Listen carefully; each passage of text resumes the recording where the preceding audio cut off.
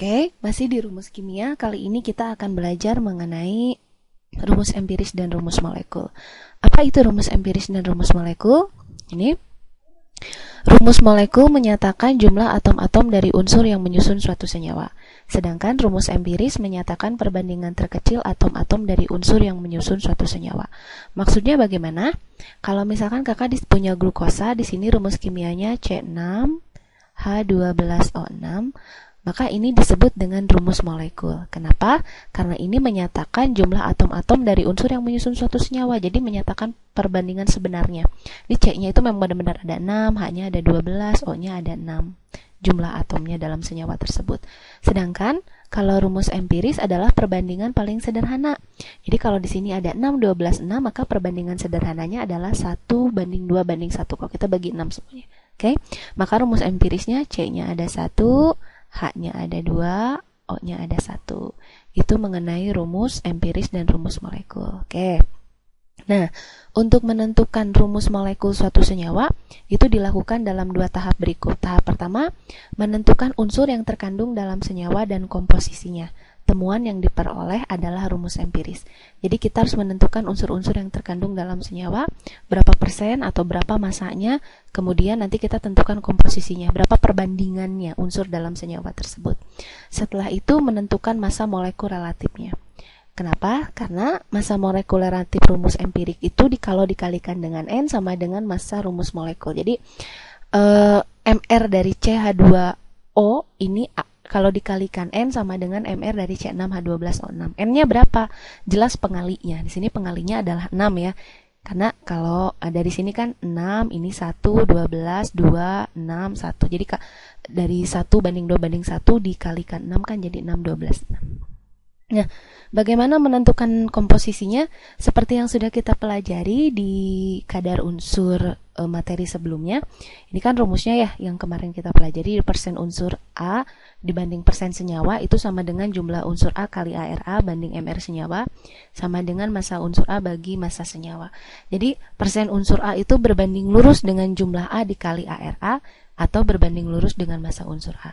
Jadi nanti kalau komposisi unsur-unsur yang terkandungnya diketahui dalam persen atau dalam massa, adik-adik bisa mengetahui jumlah A-nya. Karena kan yang kita cari adalah jumlah A-nya. Seperti ini. Jumlah C dalam ini kan ada 6 ya. Gimana sih cara mencari 6 ini?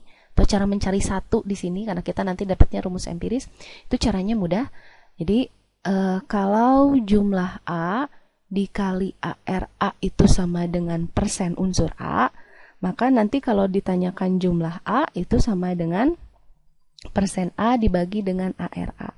Atau adik-adik bisa pakai kalau diketahuinya massa, maka jumlah A dikali ARA itu sama dengan massa unsur A. Kan sebanding tadi ya. Maka nanti jumlah A itu sama dengan massa unsur A dibagi dengan ARA-nya. Oke, kita coba ke contoh soal ya adik-adik. Oke, ini contoh soalnya.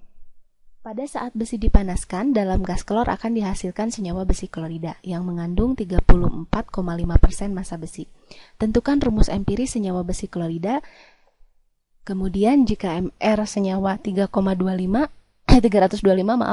bagaimana rumus senyawanya? Oke, kita jawab ya. Kita coba yang A dulu. Di sini diketahuinya unsur besi itu ada 34,5%.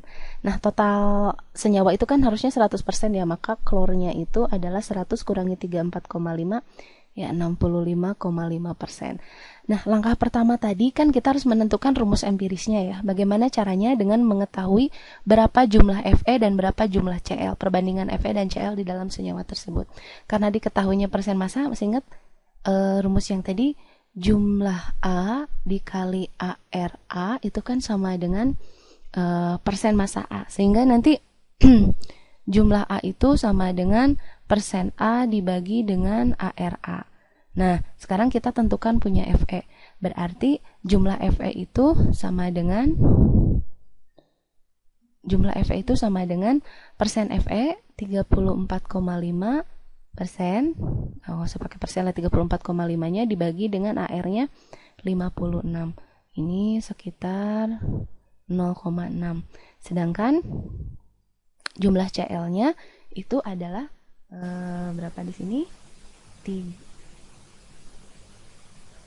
Ya, jumlah Cl-nya itu adalah 65,5 dibagi 35,5.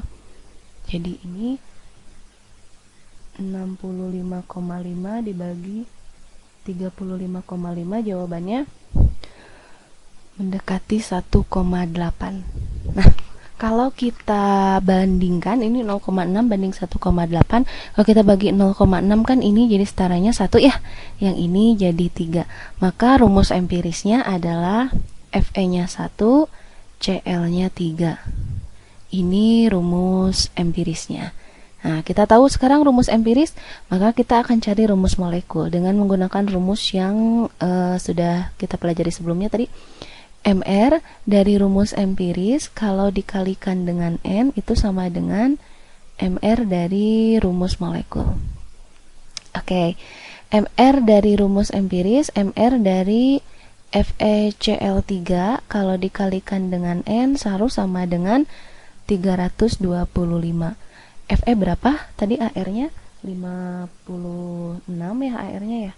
Oke, nanti tuliskan 56 ditambah 3 dikali 35,5 dikalikan N itu harus sama dengan 325. Oke, kita kalikan coba 35,5 dikali 3 itu jadi 56 ditambah 106,5 dikali N sama dengan 325. Ini kalau ditambahkan 56 itu 162,5 dikalikan N sama dengan 325. Jadi nanti 325 dibagi 165,5 itu sama dengan mendekati 2 ya. Jadi N-nya itu sama dengan 325 dibagi 162,5 sama dengan mendekati 1,9. Jadi mendekati 2. Maka N-nya sama dengan 2 sehingga nanti rumus molekulnya jadi FeCl3 nanti dikalikan 2 jadinya Fe-nya ada 2, Cl-nya ada 6. Ini rumus kimianya.